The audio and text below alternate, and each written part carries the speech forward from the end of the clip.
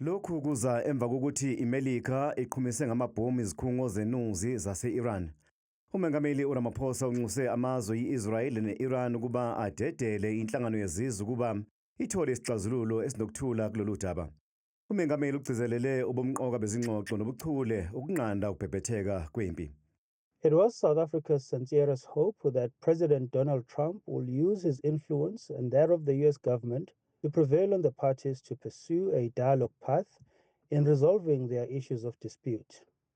South Africa calls on the United States, Israel, and Iran to give the United Nations the opportunity and space to lead on the peaceful resolution of matters of dispute, including the inspection and verification of Iran's status of uranium enrichment, as well as its broader nuclear capacity.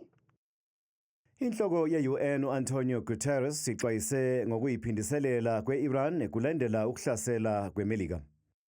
The United Nations stands ready to support any and all efforts toward a peaceful resolution.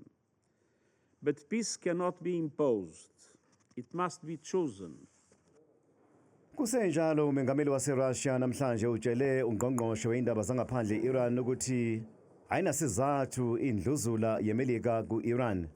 Laba-ke bebeneyingxoxo eKremlin nalapho uPutin eveze khona ukuthi iRussia imi ngomumo ukusiza abantu base-Iran.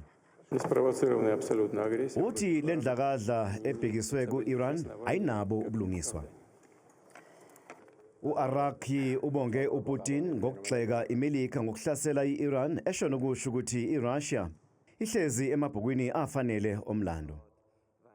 Khona namhlanje abahlali basemafletini ase-Tel Aviv babuyele namhlanje ukuzocoshacosha okusalile khathi i-Iran ihlasela ngemicibisholo ekhafula umlilo izolo.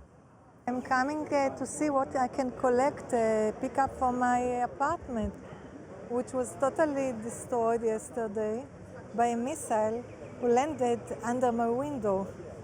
And luckily I wasn't here.